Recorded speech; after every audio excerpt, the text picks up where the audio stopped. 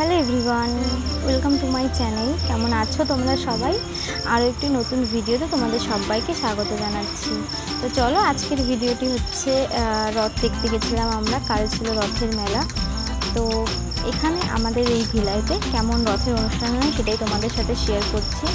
এই যে মন্দিরটি দেখছো, এটা হচ্ছে জগন্নাথ দেবের মন্দির। আমরা একটু রাত করে গেছিলাম বলে মন্দির বন্ধ হয়ে গেছিলো, ঢুকতে পারিনি। তো রাস্তা থেকেই রথ দেখেছি, মানে রথের পদযাত্রা শুরু হয়ে গেছিলো যখন আমরা গেছিলাম। দেখতেই পাচ্ছ কত ভিড়, প্রচুর মানুষের ভিড় হয়েছিলো। আমি তো জানতামই না মানে যে এখানে এত বড় করে রথের উৎসব হয়। আমরা কোনো বছর যাইনি, এবছর প্রথম গেলাম। তো অনেকটা দূর থেকে দাঁড়িয়েই জগন্নাথ দেবের দর্শন করছিলাম, আর ভীষণ ভীষণ ভালো লাগলো। আর যেহেতু প্রিয়াংশু ছিল সাথে, তো ভিড় ঠেলে যেতেও পারছিলাম না সামনে।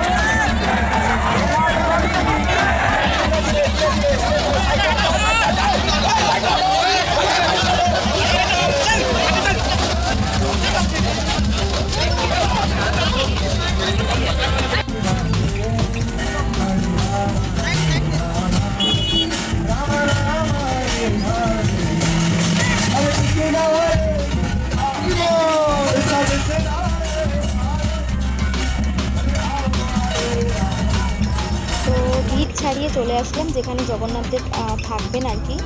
তো এখানে ছোট্ট মতো মেলাও বসেছে। এখানে মানে যে মন্দিরটা তোমাদের দেখালাম সেই মন্দির থেকে পদযাত্রা করে এখানে এসে রথটা থামবে, মানে এখানেই জগন্নাথ দেব থাকবেন হয়তো। জয় করে জয়।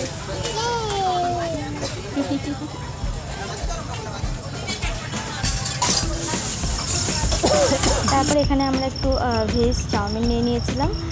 চাউমিন খেয়ে এবার বাড়ির পথে রওনা দেবো। রাত অনেক হয়েছে, প্রায় 10টা বাজে।